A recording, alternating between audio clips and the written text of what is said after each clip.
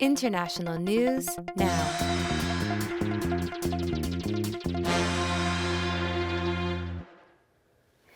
Okay, so on his first day of office, how many weeks ago was that now? Three? 3.5. 3.5 weeks ago. I think. On his first day of office, President Trump put an indefinite hold on all foreign spending, all federal spending on foreign aid. So he just put a stop to it on day one.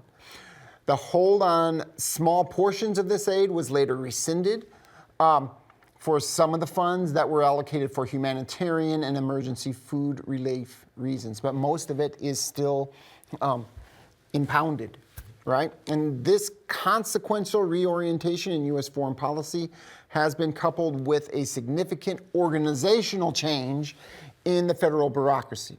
So President Trump also, in addition to just suspending all the aid and holding it, he disbanded the primary agency of the federal government that's tasked with dispersing this aid, and that's the U.S. Agency for International Development. Now, approximately 9,700 employees of the total 10,000 employees of USAID were fired. Although that's still in some legal gray zone because there's a but, series of lawsuits. He gave an order to fire them, Yep. right? Now, whether that's going to actually completely come to pass is still up in the air, not because he changed his mind or brought it back, but because there's a legal, there were lawsuits filed to stop it, right? So what remained was this really small set of workers, and they were to be absorbed by the State Department. And as a part of this restructuring, the Secretary of State, Marco Rubio, has taken control of the agency. And so this is a wholesale change, right? The website for USAID and all the data about its activities over the past 60 years, so this isn't a new agency, it's been there for a long time. All of that information has been taken down from the internet. And to give you a sense of how abrupt and shocking these changes are, we're going to show you a picture of the website from Friday, September 7th, February 7th, I right? snapped this on my phone. Yes. The picture no longer exists, though. It's gone. And so this website simply says that all USAID direct hire personnel will be placed on administrative leave globally at 11:59 Eastern time on Friday, February 7th. And then the next paragraph says that for personnel posted abroad, so there's a bunch of people in all parts of the world that work for USAID, they do not need to return to the United States within 30 days. But if they come home on their own, they may or may not, I guess, be reimbursed for their expenses when they finally get back. And then of course, there is a final statement that says, thank you for your service. We're done here, I guess. No, they didn't have that part on it. But, when I read this, it does, you can see the influence of Elon Musk here. It looks like a corporate, statement that says, you've just been laid off and you're done. And we don't have any obligations to you. We might pay for your travel to get you home, but we might not.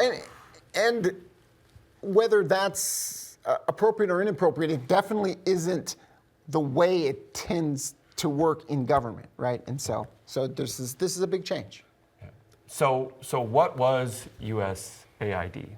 USAID was, I'm using the past tense now, was an independent government agency tasked with administering tens of billions of dollars in humanitarian aid each year. In the 2023 fiscal year, USAID dispersed just over $40 billion of the total foreign aid budget of around $70 billion of the United States. Right? As a sidebar, that's that picture on the right.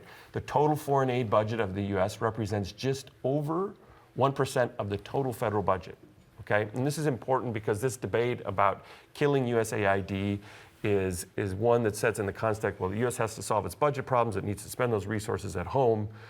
It's important to realize that $70 billion is a drop in the bucket of the total budget deficit of last year, which was $2 trillion. Okay? So the U.S. is not going to be able to solve its budget by eliminating foreign aid. But we'll talk about the political reasons for doing this in a little bit. Now, President John F. Kennedy created USAID via executive order at the height of the Cold War in 1961, based on authority provided in the 1961 Foreign Assistance Act. So Let me just say, I was not born yet in 1961. I was close, 1966, but not born yet in 1961, if you were all wondering how old Moser is.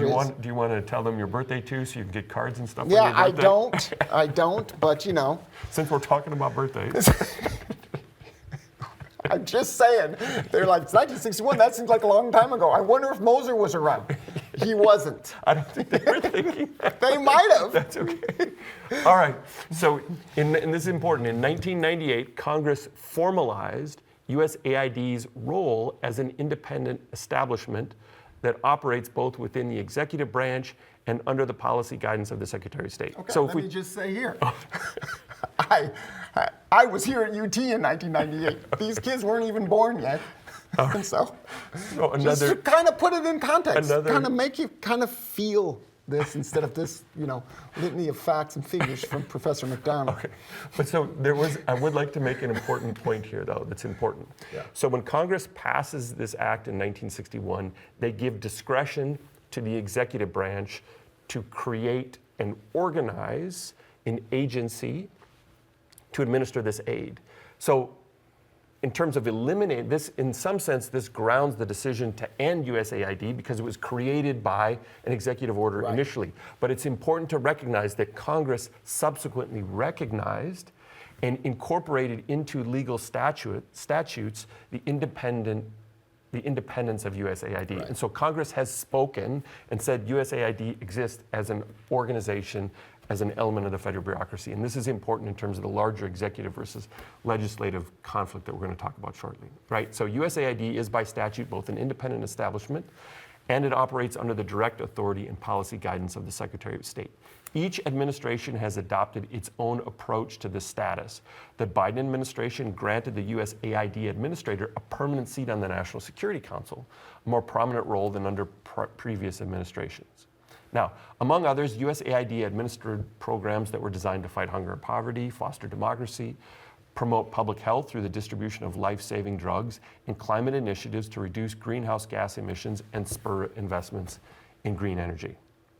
Okay, so let's talk a little more concretely about some of the programs that USAID has engaged in over the years. So USAID oversees a program called the Food for Peace program that provides food aid to offset malnutrition and provide emergency food assistance to countries affected by natural disasters and conflicts. Since its inception in 1954, that program delivered more than 106 million metric tons of food to over 3 billion people in 150 countries. So this was a broad program. And these programs frequently buy surplus food from U.S. farmers and then distributes those food supplies abroad. And so USAID and the program doesn't just engage with the international realm, but also at the domestic realm, right? And so USAID also invested in democracy initiatives that were designed to enhance governance and foster transparency, encourage citizen participation. This is something that Mike Finley is going to talk about in our interview shortly about a program that he participated on in Colombia. Yeah. And then USAID also supported comprehensive HIV AIDS care for and treatment programs in Africa through a program called PEPFAR, or the President's Emergency Plan for AIDS Relief.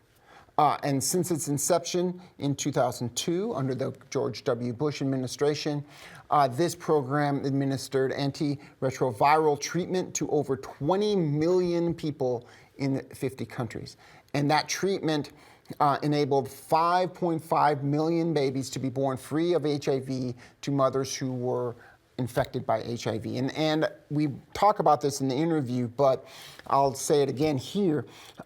This particular program of USAID has been described by actors on all sort of ranges of the political spectrum as one of the best policies that the United States has enacted in terms of helping the most people in a very high stakes life or death situation. So USAID has relied on domestic contractors to implement, domestic and foreign contractors to implement its foreign aid programs. These contractors, often US-based firms, manage a substantial portion of the agency's projects abroad, thereby channeling a considerable amount of foreign aid funds back into the US economy. This arrangement not only supports domestic businesses, but it also ensures that a significant portion of the aid then circulates back within the United States. For example, USAID has long facilitated the purchase of US-grown food for international aid programs, such as through the Food for Peace initiative. This purchasing strategy simultaneously benefits US agriculture by creating foreign markets for surplus crops. We're going to hear about this in a video shortly. You can see an example of this. So the elimination of this USAID programs will impose direct costs on the US farming sector. Now, we want to continue this introduction to USAID by listening to a recent clip from the New York Times podcast, The Daily. And in this initial clip, note the conditions under which the agency was created and the broader strategic intent behind that creation. So let's go ahead and run that clip. The horrible things that they're spending money on, it's got to be kickbacks, you know. As President Trump demolishes the government's biggest provider of foreign aid, the United States Agency for International Development, which he calls wasteful and misguided. It's absolutely obscene, dangerous, bad, very costly. I mean, virtually every investment made is a con job. He's ending a 60-year bipartisan consensus about the best way to keep America safe from its enemies. Michael, as we speak to you, USAID has basically been dismantled. A judge has paused elements of that dismantling, but the writing is very much on the wall. It's a shell of itself, so much so that its name has literally been removed from its headquarters in Washington. And I think a lot of us have the sense that this elimination of this agency is a very big deal, even if we don't entirely understand exactly how USAID worked and why the United States was doing so much of this kind of foreign aid work on this scale to begin with. So what is that backstory? Well, USAID was founded by President John F. Kennedy, who created it with an executive order in 1961. And he did that not out of some pure sense of charity, not out of a sense that there was famine in the world and America had a responsibility to address it. The people who are opposed to aid should realize that this is a very powerful source of strength for us. It was a matter of national security. It permits us to exert influence for the maintenance of freedom. He was reacting to the Cold War competition with the Soviet Union that was underway at the time. If we did not, were not so heavily involved, our voice would not speak with such vigor. And which he saw as a real threat to America's primacy and security. Mm-hmm. And, you know, the Soviet Union was presenting itself as the champion, particularly in the developing world, of countries that had been under colonialism for decades or more and, you know, felt that they had been treated badly by the West. And as we do not want to send American troops to a great many areas where freedom may be under attack, we send you. And Kennedy felt like America had to show that we are not exploiting the world around us. Mm-hmm. We care about its welfare. Working with the people in those countries to try to work with them in developing the economic thrust of their country so that they can make a determination that they can solve their problems without resorting to totalitarian control and becoming part of the bloc.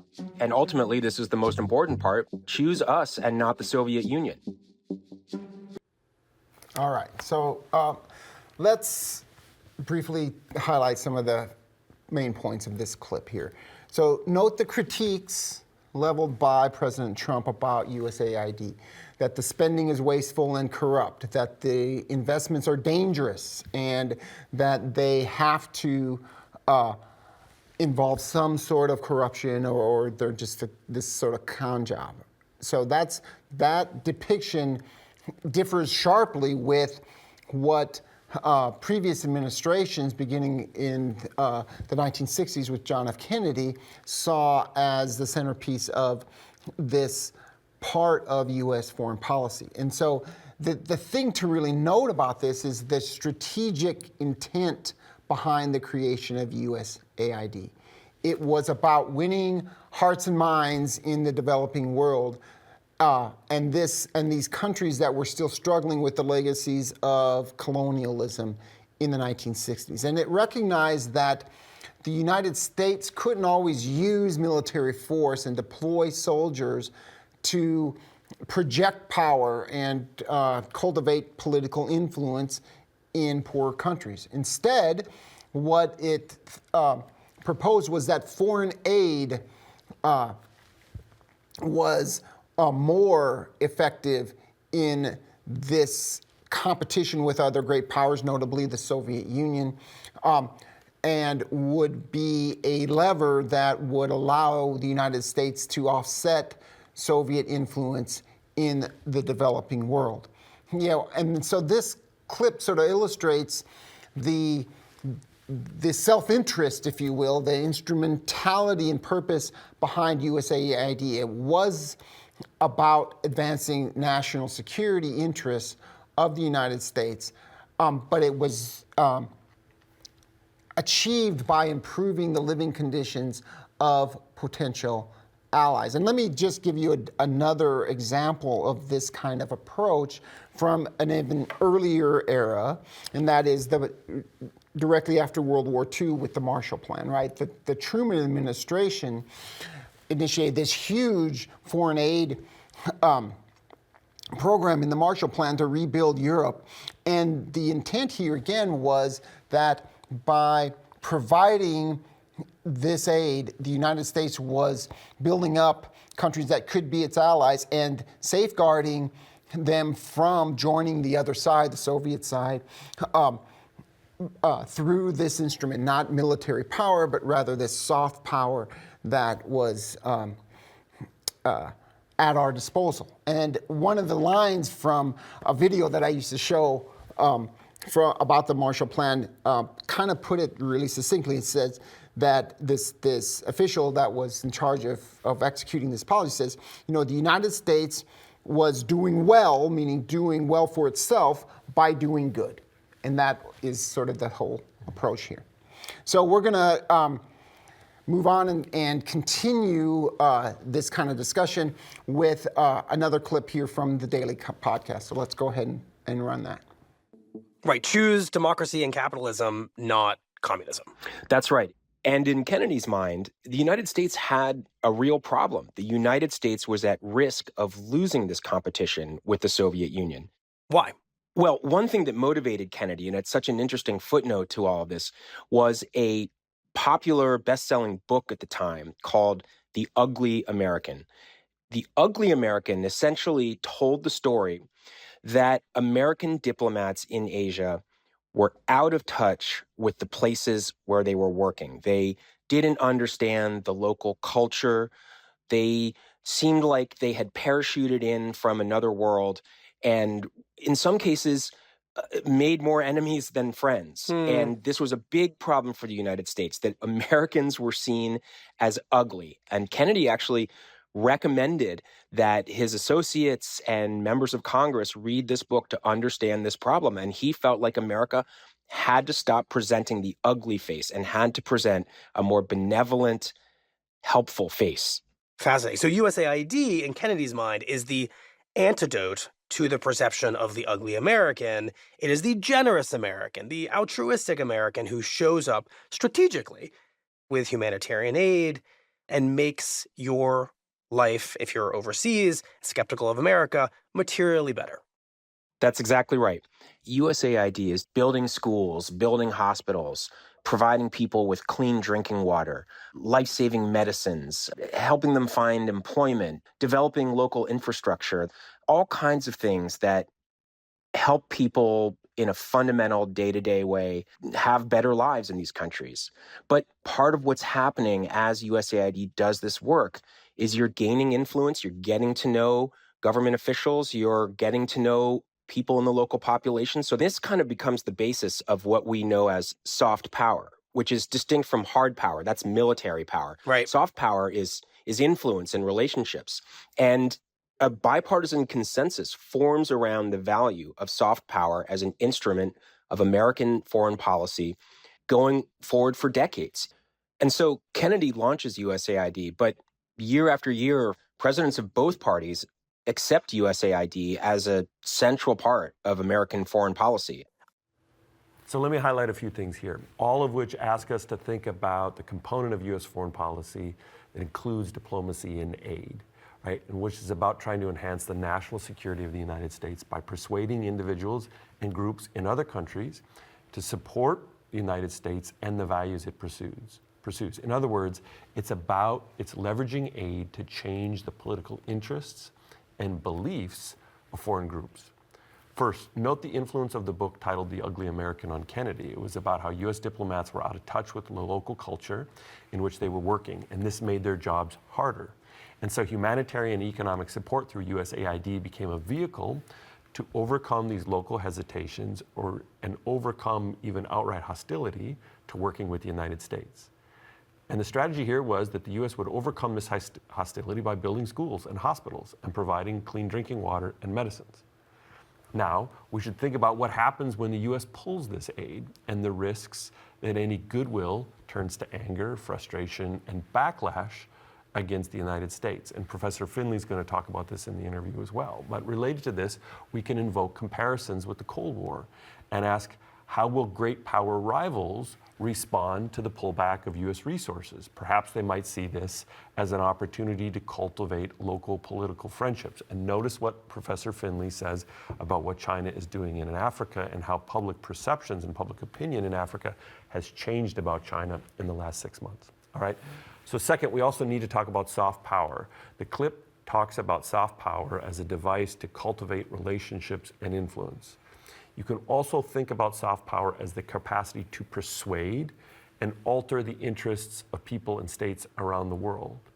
The clip makes it an argument that foreign aid is an instrument of soft power, a long-run strategy, a long-run investment to change the political interests of peoples around the world.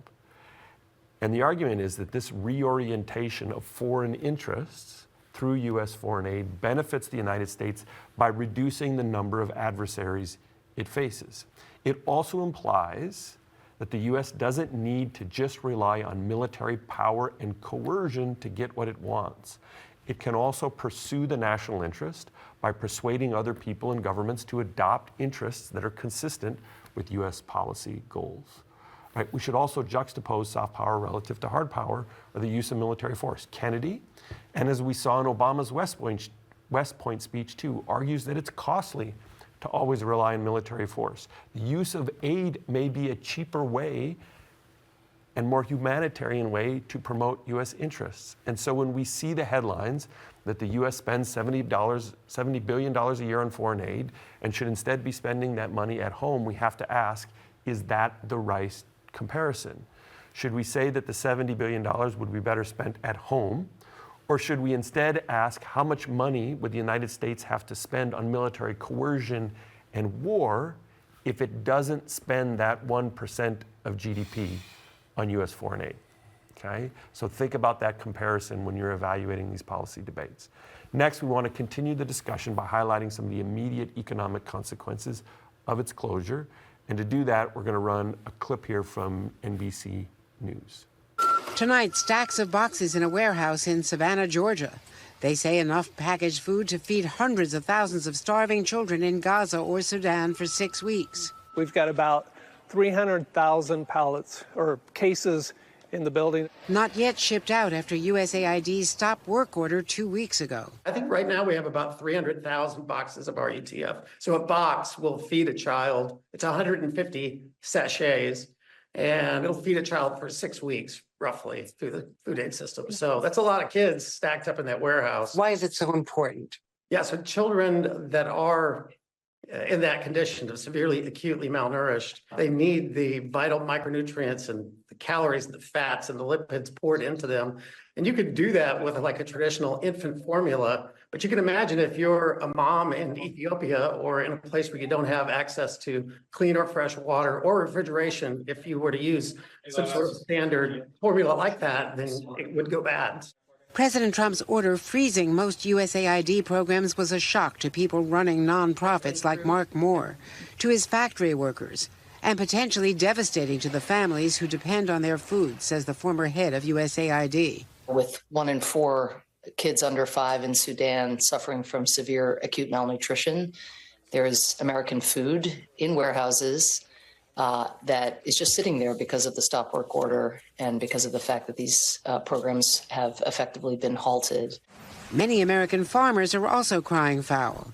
Peanut farmers in Georgia and soybean and wheat growers in Kansas, because USAID spends $2 billion a year buying their surplus crops to feed the world. We have farm commodities grown by American farmers that are sitting in American ports right now with flagged vessels, U.S. flagged vessels that are ready to take to the seas, and they can't take that food, and it will just sit in American ports until there is a reckoning with the grave damage that these decisions are causing.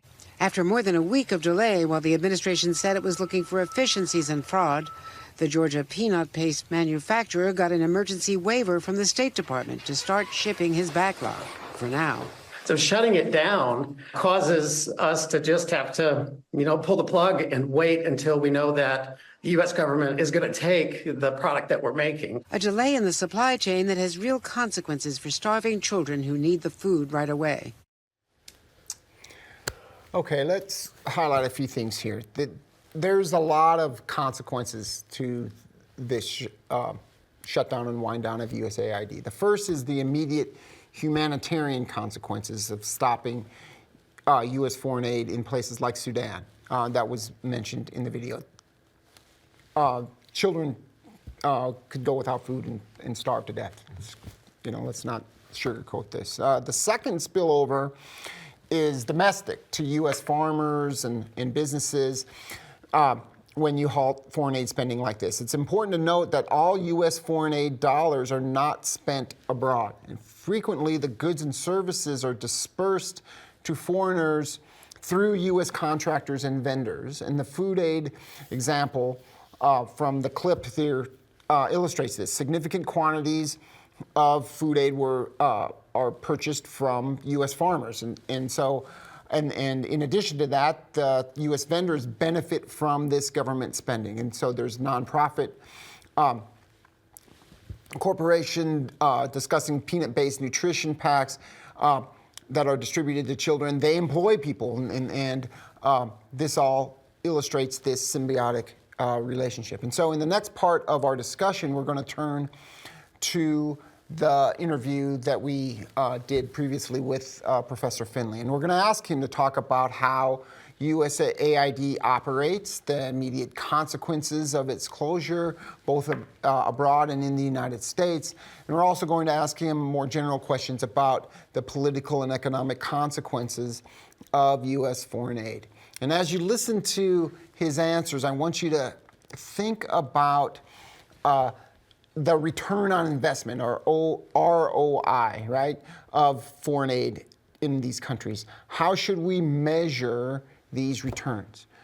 Should it be measured totally in terms of economic growth? Should it be measured in terms of suppression of potential future violent conflict? Should it be measured in the cultivation of U.S. influence abroad? All of these things play a role. So let's run that interview now. All right, welcome back. We want to introduce our guest interviewee today, Professor Mike Finley from the Government Department. We really appreciate you taking the time. Mike has published broadly on the area of foreign aid, on the consequences of foreign aid, but he's also worked closely with a lot of international aid organizations, acted as a consultant, done some policy evaluation work, and so we thought it would really be a great opportunity to bring in, and done some work at USAID, and we thought this would be a great opportunity to have his personal insights into how the agency operates and what we might expect to happen over the next few months and even years, and the long-term implications for U.S. foreign policy. So thanks, Mike, for joining us. We appreciate it. Yeah. And we'll just make this kind of conversational, and Rob wants to ask the first question, though, so go ahead. You can be first. Thanks. Yeah. Okay, so Mike, let's just talk in general first about your sense of how USAID works. Like, how does it make its decisions? How does it work with subcontractors? How does it assess its projects? And in addition to that, what do you make of some of the biggest sort of accusations, if you will, about how it has done its work and whether that's in any way reflective of your experience? Yeah, great.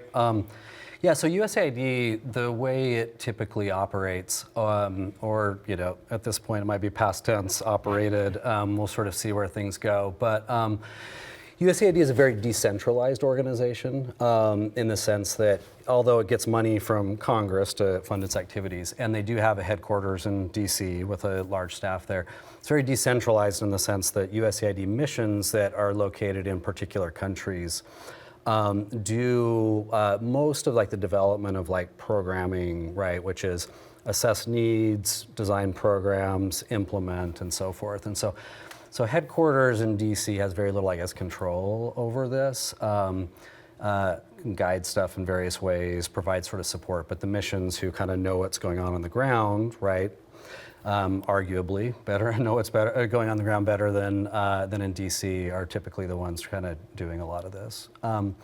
So it's good and bad, I suppose. I think it means that USAID missions don't always learn from each other because they're a little bit siloed, but they're like much closer to the ground in terms of like how they operate like this. USAID also is a little bit different than other donors like the World Bank in the sense that most USAID funding goes through contractors. So you mentioned the contractors before. Like the World Bank, for example, an international organization, right? Like it mostly works with governments, right? So when the World Bank funds some large project, the World Bank immediately works with the recipient country government and comes up with plans to then take the aid and like put it through government budgets, filter it down through ministries, things like that. USAID is very different in the sense that it mostly kind of bypasses governments. I mean, they have to be there at the permission, I guess, or pleasure of the recipient government. But the aid is, the USAID missions in countries work with contractors. Those contractors are a mix of for-profit, non-profit, things like that. And then those contractors, again, government knows they're there. There's, some coordination perhaps, but those contractors are the ones on the ground, like actually, say distributing health resources or textbooks or whatever it is, right? So can I ask, when you talk about contractors here, are you talking about contractors in the United States? So we watched a video in class today about a contractor in Georgia that's going to have to shut down. They've got food in the storages, although the relief that they did get an emergency waiver to get that out. But are these contractors both in the United States and in recipient countries? And who's likely to bear the major costs associated with this with respect to the contractors? Yeah, so it's a mix, but there are the so-called Beltway bandits, right? Which is I think where Trump administration and maybe others are coming from in terms of accusations about waste and fraud and things like that, right? The big contractors based in D.C. and otherwise, they also have presence in most of these countries. Contracts are often with them. Sometimes the contractors are purely local, and a mission just directly contracts, in the recipient country. And then sometimes it's a mix. Probably most often it's a mix. So organizations like Chemonics, for example, right? Prominent U.S.-based organization, but it also has presence, in recipient countries, and then it also has like its sort of subcontractors that it works with as well, right? So, yeah. So let's. Oh. Yeah, but using subcontractors in a way was a device to avoid corruption, right? Because you then don't have to deal with perhaps corrupt governments and you get closer to the actual recipients. Isn't that the logic of that? Yeah, so aid was, during the Cold War period, aid was used a lot for to pursue strategic interests, right? And a lot of that aid was given to leaders of countries with very little oversight. It was estimated that Mobutu, the leader of the Congo for a very long time, pocketed fully half of the international aid, right? So, I mean, there are reasons to be suspicious, right, and be concerned. But a lot of the efforts for reform, in response to these things, kind of followed a couple of different patterns, right? So, like the World Bank continued to work with governments, but it set up all sorts of like accountability procedures, right? And so it's very extensive accountability procedures. And, despite, what's sort of bandied about, I guess, right? Like, I mean, these are pretty credible, audits and, accountability processes. USAID's approach to this was, work less with governments and sort of bypass the governments and then be able to implement and have much like more control over it. So that gives you a sense of kind of context. And then they, there's an evaluation process for the, any sort of funds, not any. Most programs have some sort of like assessment or evaluation. They take on different forms. Some are just what they call performance evaluations. And so if like USAID gives to Chemonics may work with someone, whatever, they're distributing aid. At the same time, there'll be, like a performance evaluation that just sort of assesses like, did they do what they said they were gonna do, right? This happens a lot, right?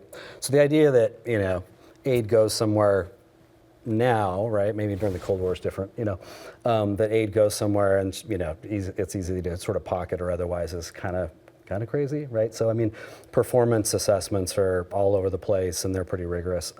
The other kind of assessment is like an impact evaluation. So it's sort of a, did you do what you said you were going to do as like a first level, right? Second level is, did it actually do any good in the world, right? And they also do those. So can I ask about these impact evaluations in terms of what are the dimensions that they're evaluating, right? Because part of the conversation about USAID, you see economists, well, they're not generating any development, right? How are they, what are the dimensions by which they're assessing these programs? Is it just about whether or not they're making countries richer or not? Or what are the other ways that we should be assessing kind of the utility of foreign aid here? Yeah, so the typical assessments are going to be more like local. So in the sense that, if there's a health program, they'll assess whether, there are positive health outcomes at the level of like individuals or households, right? Communities maybe. Certainly, a bunch of foreign aid is directed at trying to like grow economies and things like that. But assessments on like kind of that level are maybe a little bit more difficult, especially because a lot of the money intended there. I mean, the micro level interventions or local interventions probably, collectively aggregate up to, some positive outcomes. But a lot of the stuff that's directed at kind of like growing economies is like sent, in the form of like budget support. And this is maybe less USAID and more other donors, but kind of goes to governments and governments try to use this as a way to catalyze growth. And so that type of thing, harder to evaluate. So academics do this all the time. And there's certainly like economists at World Bank and, think tanks and other things that try to evaluate it, but it's more kind of macroeconomic statistical type analysis of like what's happening. So there's a lot of distance between, delivery of aid and then some much further down the chain of causality outcomes. Yeah. But let me say this at the micro level. I mean, one of the biggest innovations in assessing development efforts came out of a lot of work by some development economists who started doing like randomized controlled trials. And so think of a vaccine trial, right? We're testing a vaccine, come up with like a treatment group, control group, right? Compare, the differences, see what the outcomes are, very common in medicine. In development economics, you started to see a bunch of scholars and practitioners do something similar, like have control villages, treatment villages, control households, treatment households. USAID implements some program, right? And then you try to do a rigorous comparison. And, and this has shown that in a bunch of sectors that, tremendous benefits of aid. It's also showed that when aid's not effective and even when aid is harmful, right? But I think the key point from my perspective is that USAID, like a lot of other donors, really cares deeply about not wasting money.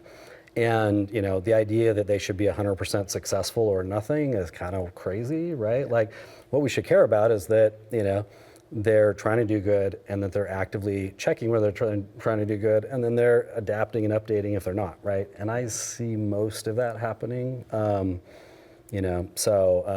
pretty rigorously too. So, yeah. So this is very helpful in a sense, right, of countering and thinking, because what we're hearing about when Elon Musk stands up in front of the cameras is everything is corrupt, they aren't serious, this is a way just to dole out favors. Right. And the story that you're giving us is completely opposite of that there's tons of science involved in the evaluation, and they're constantly determining what are the effects on the local level and whether these are really serving American interests or not, right? Which is important in thinking about the larger context here and the larger policy debate. So I want to kind of build on these themes and ask you, because we've been talking about the micro aspects of this, can you give us some examples of programs that you've seen kind of on the ground so we can get a better sense of what USAID is doing through some examples? Mm-hmm. Yeah, sure. I mean, USAID works in a bunch of different areas. Health, education, democracy, rights, governance, things like that. Pretty broadly active. I've worked on a number of projects with them, but mostly in like the democracy, rights, and governance space. And so, a lot of this assistance from USAID kind of kicked up after the end of the Cold War, when, with the Soviet Union largely out of the picture, certainly the U.S. was still giving aid to try to serve its own interests, but maybe in a little bit less, pronounced way than when they were trying to counter the Soviets. So then you saw, an uptick in like democracy aid, and a lot of this was, in a sense, tried to, aid that could help, encourage local communities all the way up to national governments, right, to institute and maintain democratic practices. So I've done a bunch in this space. So one example is I did something a number of years ago in Colombia. This is maybe 7 or 8 years ago in Colombia. And a project called the Regional Governance Activity. And it essentially worked in a bunch of municipalities, which are like U.S. counties, but municipalities in Colombia, and tried to promote, better governance in these areas, right? So, try to get like less corruption, more civic accountability, civic, input, participatory processes, things like that. I mean, all, to my mind, very positive, types of activities. And then we did like a full evaluation of this project, kind of not randomized, but again, comparing areas that had USAID involvement with those that didn't. And it was an area that really needed it. These were 40 of the most deeply conflict-affected municipalities in all of Colombia. And so, real challenges. Didn't have a lot of resources from the Colombian government. Sort of growing, but USAID played a really important role here in trying to, encourage sort of like better governance and, political engagement in these areas. So, so that's one. The health is another big one. With something like health, there's lots of different things that the U.S. has helped out with. One of the biggest ones is like this program called PEPFAR, which, sort of, skip ahead a little bit in terms of thinking about like what's been really successful. The PEPFAR program might be the most successful foreign aid intervention in U.S. history. I don't know. It might be a little bit strong, but it's incredibly. It's been like incredibly impactful. George W. Bush. Yep. That was actually in my notes here. I was going to say this has all been made so political, and partisan and stuff. And the tragedy of this is, this is, George W. Bush, love him or hate him. Came up with PEPFAR, and it's been hugely successful. So, the very lowest, most conservative estimates is that it saved at least a couple of million lives, right? Well, I was reading up on this this morning, and Nicholas Kristof in the New York Times, a very liberal columnist, said it was the best policy he's ever seen in his lifetime. Yeah. The most effective, not just foreign policy adopted. Yep. Yeah, and so. I actually agree with this, it's something that like HIV, if caught and treated in the right ways, right? Prolongs lives, right? Yeah. It helped HIV-infected mothers deliver babies that would have died without that. Yeah. Sometimes, in the sort of misinformation swirl, whatever, the only sort of pushback I sometimes hear, is like, oh, well, it's people's own fault for being whatever, promiscuous and reckless and all that stuff. But the reality is most of them are not, right? I mean, nearly 1 million people with AIDS right now that have been benefiting from PEPFAR. Nearly 1 million are kids under the age of 15 that through no fault of their own, ended up in the situation, right? So, and I will say the one thing to kind of point out here is this, I guess it's been in the media a lot. Everyone's sort of saying, well, with the big cuts with USAID, there's these carve-outs, right, for kind of life-saving types of things. And PEPFAR has been has been sort of put into this category of, okay, well, we didn't really get rid of this. This is very misleading. Because the process of getting exemptions for this has been so opaque and so selective that a lot of it's about who knows how to navigate the process in which countries with which people, whatever, and so large amounts of even PEPFAR are still not operating even though they're supposed to be, right? And other sort of humanitarian assistance. I mean, just lots and lots of reports out of the field of people saying that while there should be exemptions for these things, again, they may not know the process, who to talk to, how to unstick these things, and then reports also that when they sort of get there, there's still a lot of sitting on things in the administration, that maybe the exemption gets released or lifted for the whatever at some point, but they're, as helpful as this could be and should be, it's still being held up, so. And is it my understanding that the exemptions have to go through Rubio, the Secretary of State? Is that? Yeah, yep, exactly. So, yeah, which in the irony here too is, Rubio is a champion of USAID. Again, this gets politicized and it really shouldn't, I mean, but now it's sort of whatever, one side is lamenting that USAID's gutted and the other side that, it's a victory, whatever.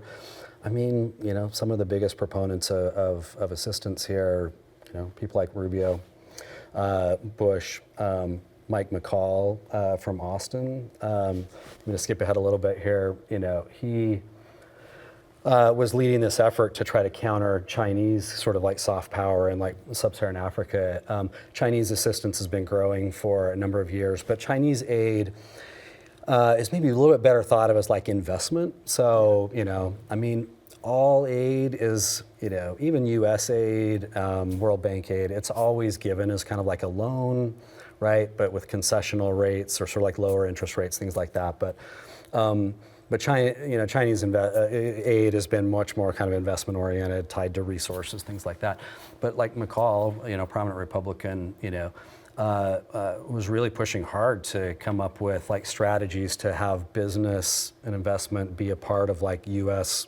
and USAID type programming as a way to, boost economies, build goodwill. I mean, not just build goodwill, but boost economies in ways we think that businesses really do help out, right? I mean, if all you ever do is focus on getting people to vote more or participate in budgeting, right?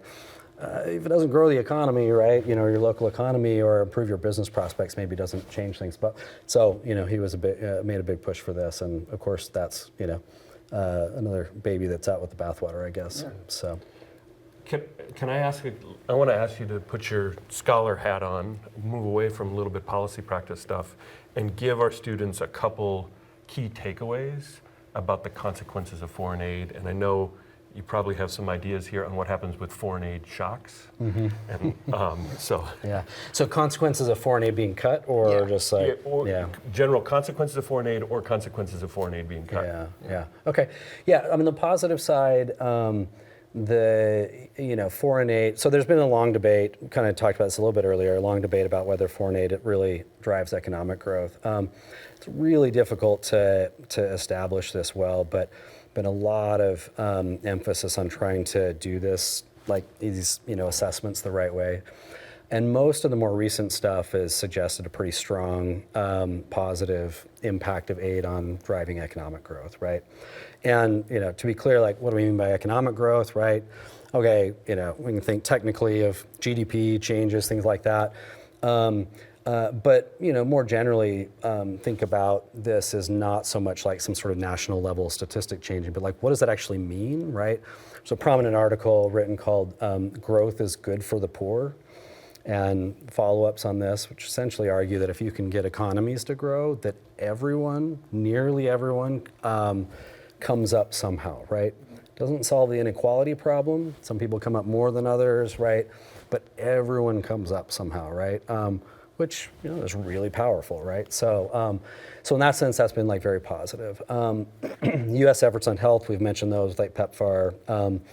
That's good. A lot of the like food and nutrition assistance has been incredibly helpful. So the areas where it has not been so successful are in kind of active conflict environments or like high crime environments. So there are some cases where that type of food, immediate kind of humanitarian assistance has been like captured by armed combatants or otherwise and used for a variety of things. So agriculture's positive effects, right? So again, it's mixed, and there's been some negative things too, right? I mean, like on this aid shocks, I mean, what happens when everyone's sort of expecting aid and then it goes away, right, entirely? Lots and lots of evidence out there. I've contributed some to this, but showing that like when you have these rapid decreases like this, it promotes all sorts of violence in lots of different places. So we could talk through the reasons behind all that, but but it sort of sets in motion a bunch of challenges. So plus the goodwill turns into disappointment and resentment. Yeah. I mean, the idea that if aid is some sort of tool or a way of exerting kind of like soft power. You guys already covered that, yeah. Soft power in the world, right? I mean, you just took one of your most effective, and I should say, right, like there's a lot of research about like say people's perceptions of like the U.S. as a donor relative to say the World Bank or China, and these things for quite a while now have shown that like people recognize U.S. assistance and they appreciate it, right? And and they routinely lean towards the U.S. in terms of like attitudes about foreign country involvement. And historically, they've leaned kind of away from China in terms of how they interpret a lot of this. But two worrying things, right? One is what we talked about. Things are cut now, right? Which so this may have taken away sort of this key kind of like positive component. But very like recent, almost hot off the press research has shown that in just the last little bit, not last 2 weeks, but over the last like 6 months, that people in sub-Saharan African countries are seeing Chinese aid, Chinese investment, appreciating it, and their like levels of kind of their attitudes are like becoming increasingly positive, right? So take those two together, you've just sort of like opened things up for for China to now, in a sense, capture's maybe the wrong word, but fill the vacuum. Yeah, exactly, fill the vacuum. So and I should note too, right? Like lawmakers from both parties right now are concerned about this, or at least they're voicing concern. I don't necessarily see much in the way of like pushing for voting to change things on this, right? But people are raising this that we may, the U.S. may have just gifted, sub-Saharan Africa to China, in the sense sub-Saharan Africa's allegiances in the world, right? Like to China here, and that's probably the case. So. How about? We've got time for one yeah. more.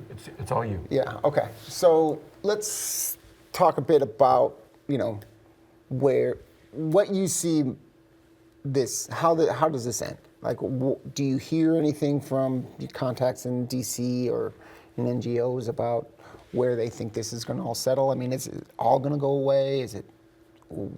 What's your take on that? Yeah. So I've back-channeled. I mean, obviously, we're in this information poor environment right now. Like USAID employees have actually, to the extent they're still in their positions, right? Like actually have mandated that they can't talk about things, and a lot of the contractors or former contractors are worried about talking about things because they worry about retribution right now. So, I mean, just take a step back for just a moment, think about that, right? Like, I mean, That's kind of crazy, right? So, that the information is being shut down like this. But lots of back channeling. So I've got, whatever, to the extent that that's, meaningful, can say a little bit about what I'm sort of hearing here. So one is USAID is likely to still exist, but in a way slimmed down, version and put directly under the State Department. So that process is already moving.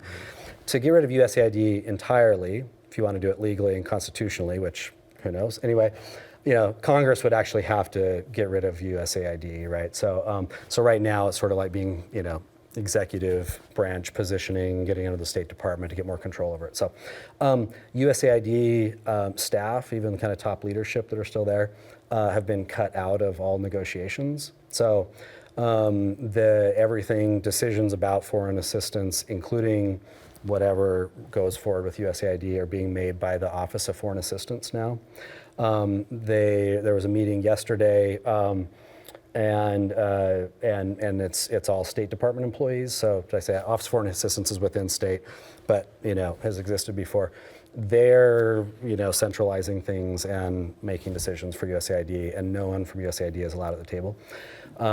The session yesterday centered on how to make the cuts, and signaled that huge cuts are coming.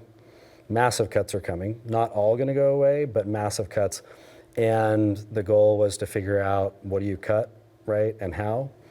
It was even pitched, this may be a little bit worrisome, I don't know, maybe the right intention, but feels really awful in some ways. Like they're sort of asking for some input from key people about how to make evidence-based cuts, which, it's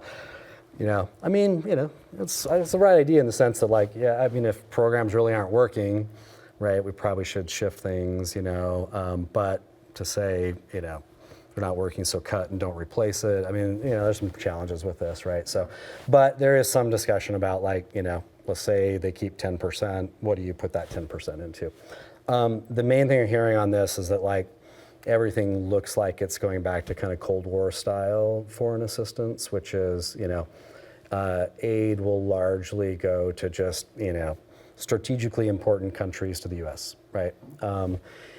And who knows with some of the others. So, which is challenging for a few reasons.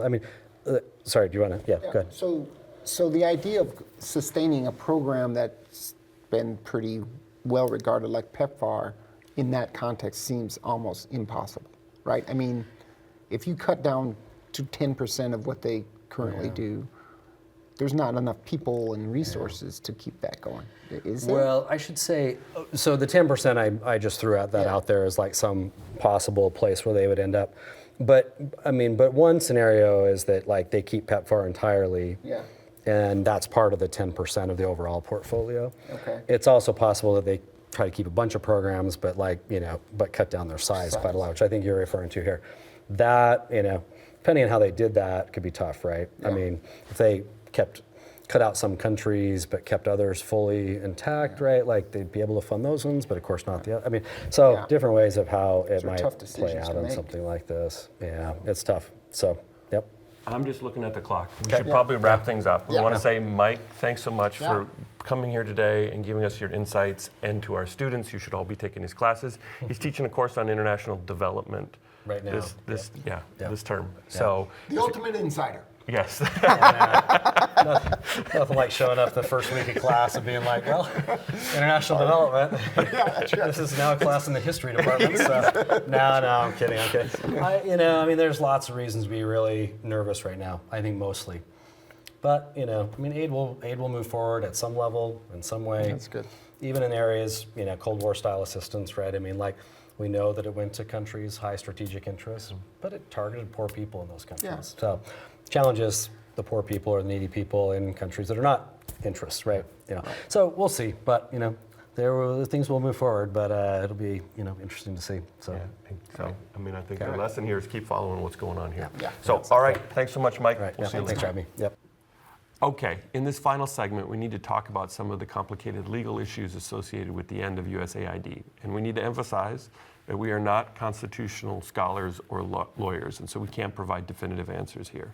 Instead, we're just going to raise some of the larger legal questions that of these actions and suggest it's going to take some time for them to weave their way through the judicial system. But we should expect that the Supreme Court is eventually going to be called in to weigh on these things. Now, there are multiple judicial actions pending now against the administration's decisions to terminate USAID. We filmed this in the morning of Friday, February 14th. There were legal rulings on Wednesday the 12th and Thursday the 13th, and there are probably going to be some more legal rulings by the time you watch this. But briefly, one of the legal challenges was filed on behalf of USAID workers that have been fired.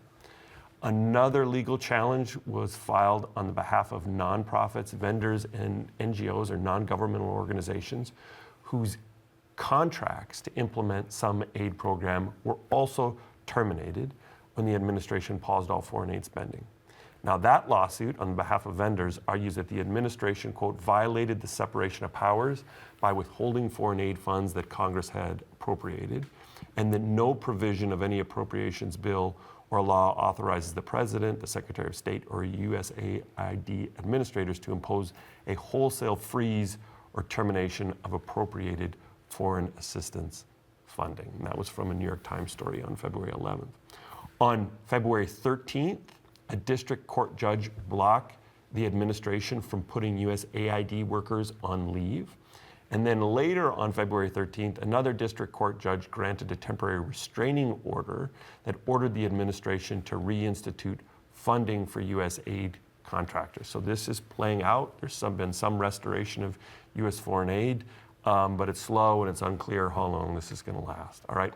So we're going to watch a quick clip now that summarizes some of these core legal issues. Washington, D.C., the Trump administration continues a battle a lawsuit from two groups representing federal workers. Those groups want to block the dismantling of USAID. All of this is part of the president's efforts to shrink the size of the federal government. Right now, a federal judge is hearing arguments from the administration. They say USAID is overflowing with insubordination and needs to be shut down. So for more on that lawsuit, let's bring in CBS News legal contributor Jessica Levinson. Thank you for joining us. Jessica, this is clearly a messy legal battle. Are there any details on this particular lawsuit, and how do we expect that to affect today's hearing? Yes. So there are more details in what you just read and told us, which is in part that the Trump administration is accusing these workers of insubordination. And what we know from the last minute filings is that the workers are saying absolutely no. But there also, of course, as you said, this is a complex case. There are also other issues at play here, broader issues. Some of the issues involve the broadest of issues, right? Does the Trump administration have the power to essentially dismantle USAID without conferring with Congress? Mm-hmm. We know that USAID is a product of first an executive order, but second legislation. And I think a good reading of that legislation says, if you as the president want to completely reorganize USAID, including, as we're talking about today, firing all of these workers, you need to consult with Congress. You can't do it alone. You can't go it alone here. There are also concerns about, of course, Congress funding USAID and then the Trump administration firing people who have or will be paid to do a job. And there's questions about the spending clause and whether or not, again, the Trump administration can kind of unilaterally say, I'm sorry, but we're firing all of these people. So it goes from the most granular questions of, are these people doing their jobs? Is there insubordination? To does the president have the power to do what he's doing here? And this is one of those important cases to watch about the power of the Trump administration to act alone when it comes to executive actions. All right, let's highlight some of the core legal issues here. So the first is associated with the executive branch's responsibility to fulfill the spending mandates of the legislative branch. And so in prior sessions of Congress, the U.S. legislature has authorized federal spending on foreign aid. The executive, President Trump, ordered through an executive order freezing that spending.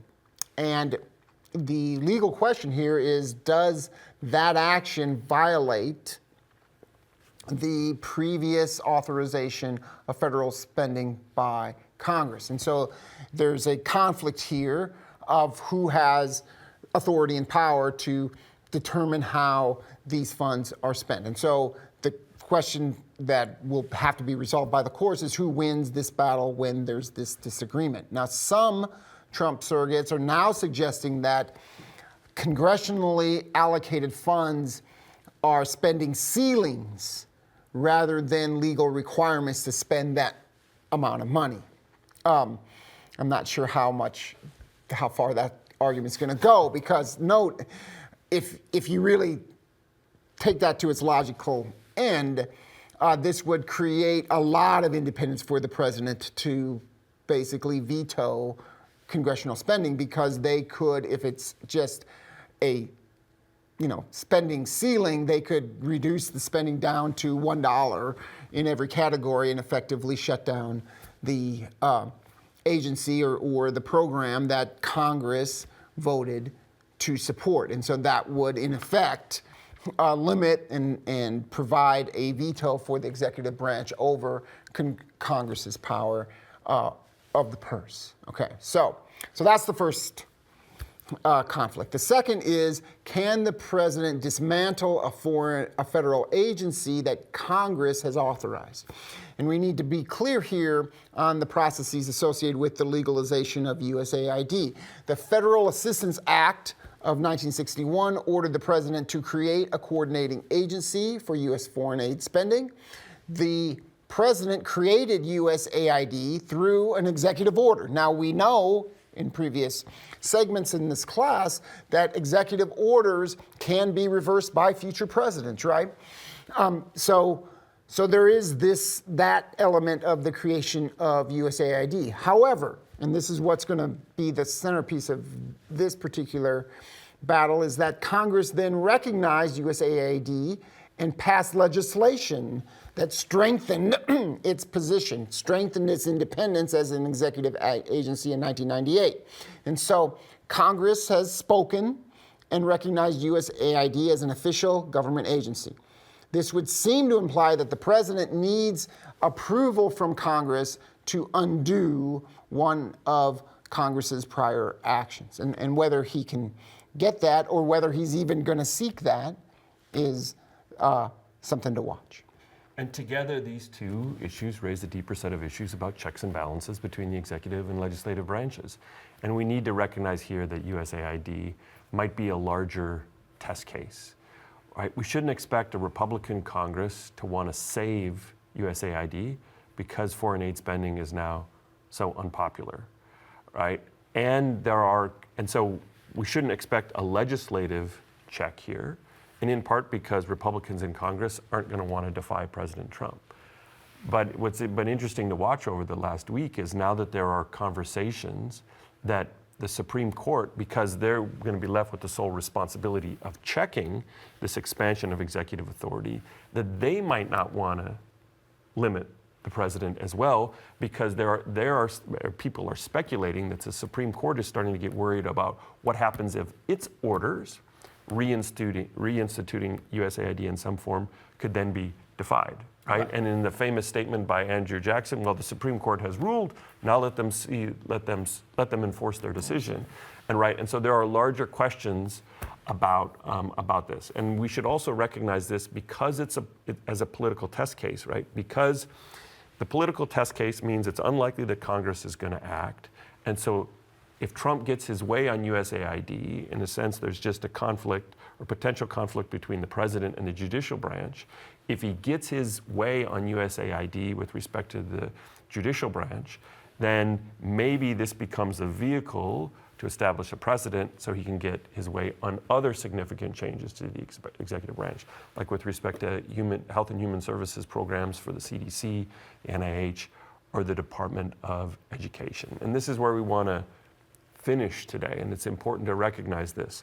The fight over USAID isn't just about food relief in Sudan. That's obviously incredibly important because there's going to be real humanitarian consequences to the withdrawal of that aid, right? People are going to die if food support stops.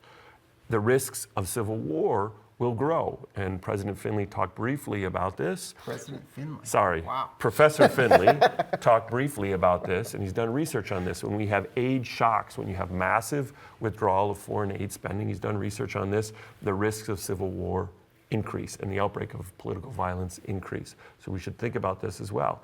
And this withdrawal of U.S. foreign aid means that the U.S. is also likely to lose some soft power in the developing world. But there are deeper constitutional domestic issues here at stake with the abolishment of USAID that could fundamentally alter the relationship between the president and Congress and risk, right, undoing the careful construction of checks and balances within the Constitution. So this is a multi-dimensional story that you should keep an eye on over the next few months. Yeah, there was a comment by Professor Finley in our interview We can about just call how him President Finley. Yeah, I guess so. About how this might turn out, right? And one of the things he said is that a lot of these legal cases are about this transition period, really, of between January and March, when there's going to be another budget resolution that will either fund things like foreign aid or not, right? And so there could be a scenario where the legal cases go a certain way, but they only cover a very, very brief time. And if Congress can simply sort of end this debate by not funding U.S. foreign aid, and then the constitutional crisis sort of dissipates, right? And that would, again, kind of avoid some of the worst case scenarios in terms of constitutional conflict and in crisis, but it also would provide a roadmap, if you will, about how one could, make substantial changes in policy and in, spending and budgets through the executive branch without really involving Congress and other departments. The one challenge, the one challenge with Congress here, though, is the filibuster, and I think we shouldn't expect the Democrats to do any favors for the administration from here on out. So anyway, keep an eye on this story, and who knows what we'll be talking about in next week or in the next one. It could be Russia, it could be tariffs, it could be Gaza, and Israel, it could be China, it could be something else. Stay tuned. We'll see you next time.